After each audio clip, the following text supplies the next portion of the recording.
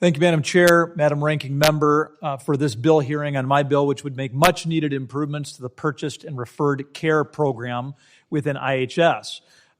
The Hippocratic Oath tells us to first do no harm. I'm not a medical provider, but of course I've heard that 100 times, do no harm. Unfortunately, we're not living up to those principles with regard to the PRC and the IHS. I'd take a step back and explain what our witnesses know all too well. Of course, we have the Purchased and Referred Care Program to fill the gaps in IHS. When somebody needs a service that IHS does not provide, they can be referred out. Of course, there's a process for that. Existing law says that the tribal citizens are not responsible for the payment of those services. That obligation really belongs to IHS. Section 222 already makes that clear. Current law also says that IHS must pay completed PRC claims within 30 days of completion. Now we come to the problem. We have a 2020 HHS Office of Inspector General report that says that 32,000 claims during the investigated time were not paid within the 30-day time frame.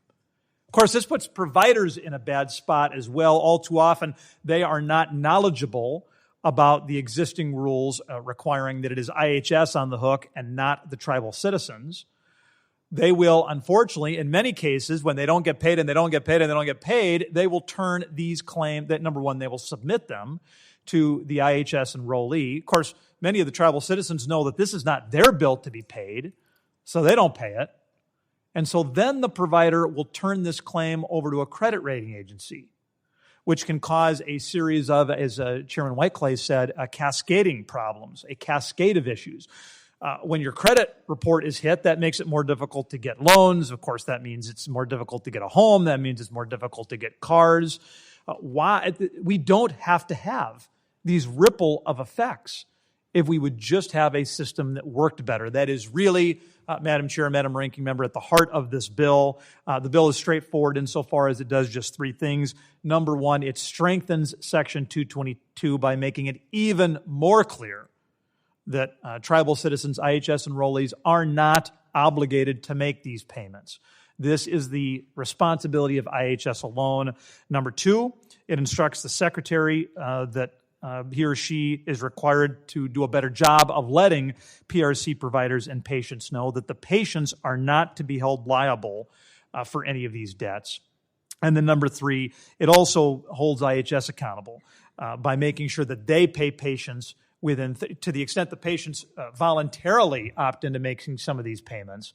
If they provide that evidence to IHS, IHS has 30 days to make the patient whole. So again, relatively straightforward, but addressing a much-needed problem. I want to offer a special thank you to Chairwoman Alkier. We all know that being an effective leader in Indian country is pretty difficult. Because you have lots of competing demands and there's kind of a patchwork quilt of various jurisdictions.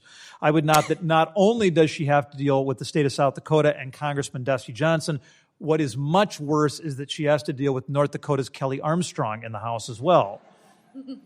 And yet she does a wonderful job. And then I also want to thank Chair Erickson for the Colville tribes. This idea really was advanced, obviously, by a number of different tribal nations, but none more than the Colville tribes, who were passionate, focused, and data-driven on explaining the problem to us. It is an honor for me, Madam Chair, Madam Ranking Member, to be in the presence of great tribal leaders who are helping us tell this story so we can get it right. And with that, I would yield back. Thank you, Mr. Johnson. I will now recognize the gentlewoman from Alaska for 5 minutes to speak on her bill.